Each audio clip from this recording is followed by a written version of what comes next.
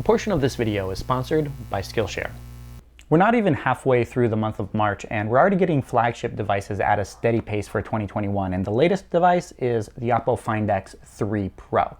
Now, I've been using this device for about 10 days now, and I do have a full review coming up within the next week or so make sure you subscribe to the channel and hit that bell icon as well if you want to see that as soon as it's online. But I'm also going to be doing camera comparisons between this smartphone and other flagship devices that are already out on the market, so make sure to stay tuned for that. Now, while I was going to start my coverage off of this device with a video of 5 reasons why you shouldn't buy the Oppo Find X3 Pro, after using it for this long, I honestly couldn't come up with 5 reasons why anybody wouldn't want to buy this device. So to be a little bit more fair, I've shifted it over to this pros and cons list to highlight the best and the worst features, or mainly the features that annoy me the most about this smartphone. But before we get into that, let me just go over some of the basics here. We get a 6.7-inch Quad HD Plus display up front with a billion colors that it can reproduce. And honestly, it's really, really good. It's powered by a Qualcomm Snapdragon 888 processor on the inside with 12 gigabytes of RAM. And then we get a quad camera system on the back with two 50-megapixel Sony IMX766 sensors for the standard and the ultra-wide camera, which we're going to touch on that in a minute.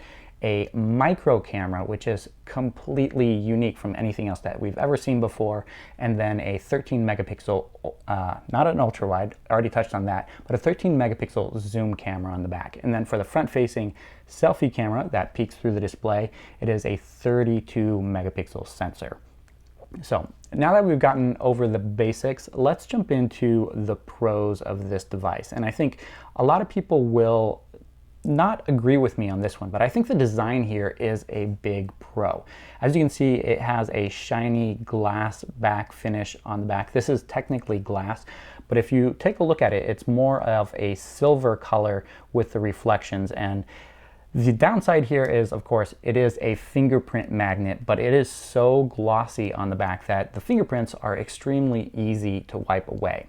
And if you're not a fan of fingerprints, you can definitely get rid of them by just using the included case that comes with the device. That's one of the positives that Oppo has with their smartphones, is they always throw in a case just so that you have one on hand without having to spend an extra $10 to $15 in order to protect the device.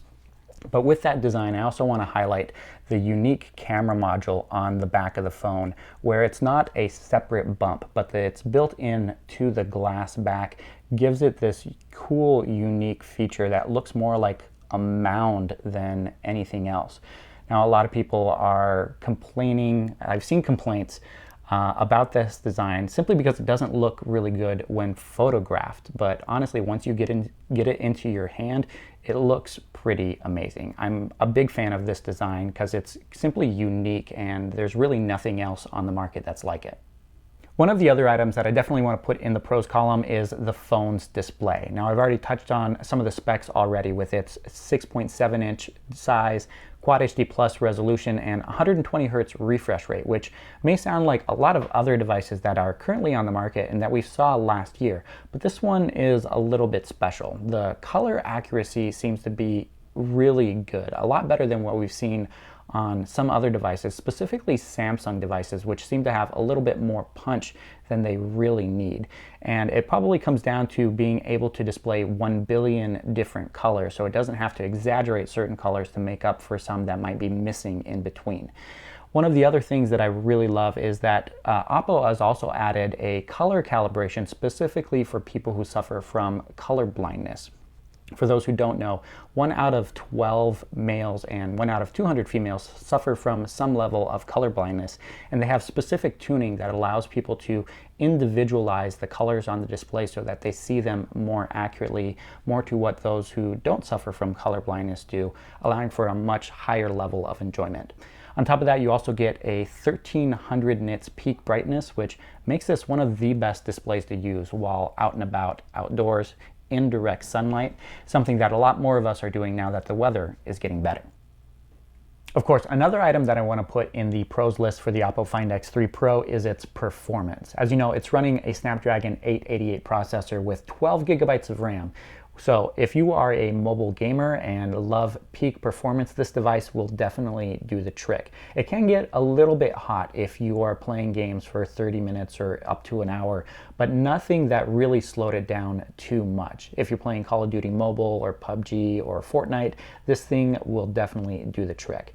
And those 12 gigabytes of RAM also mean that if you're a multitasker, you'll never have to wait for an app to load once you've loaded it the first time. Honestly, the performance of that RAM and the RAM management inside this device is phenomenal.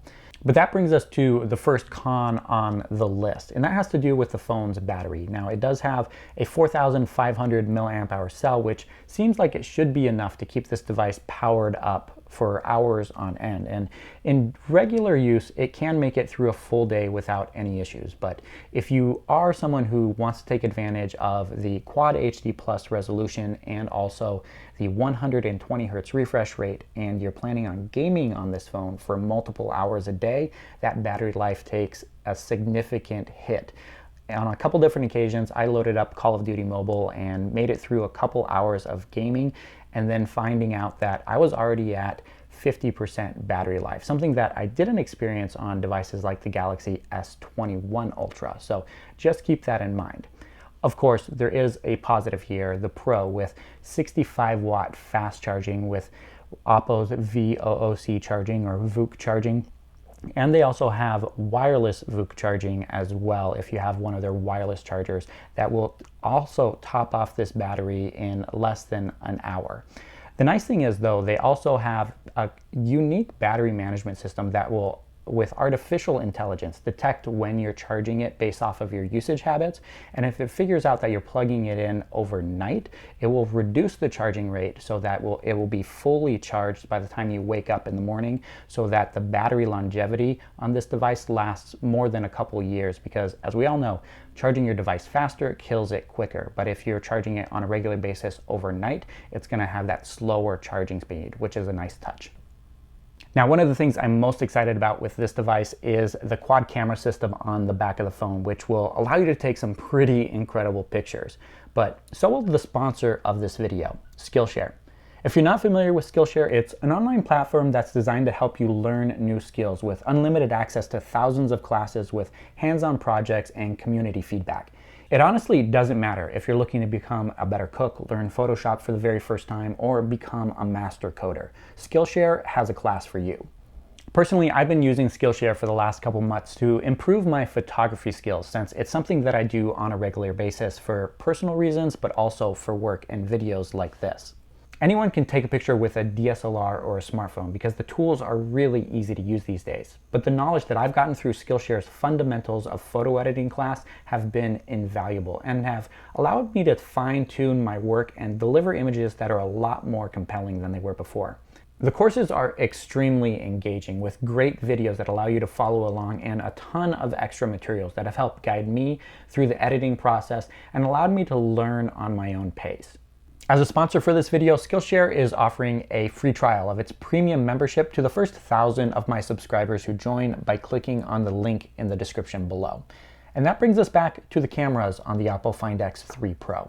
Now, as I mentioned earlier, both of the standard and the ultra-wide cameras feature a 50 megapixel sensor. And this is extremely important simply for the fact that ultra-wide cameras have always gotten an inferior sensor, typically one that's smaller and less color accurate than the main sensor. But both of these are Sony IMX766 sensors, which are top of the line and were just announced in December. And I have to say, the color accuracy between those two sensors is spot on in daylight conditions and low light conditions, which is one of the areas where ultra-wide cameras have really always not performed really well. I am really happy to say that this is probably one of the best ultra-wide cameras that I've ever tested on a smartphone.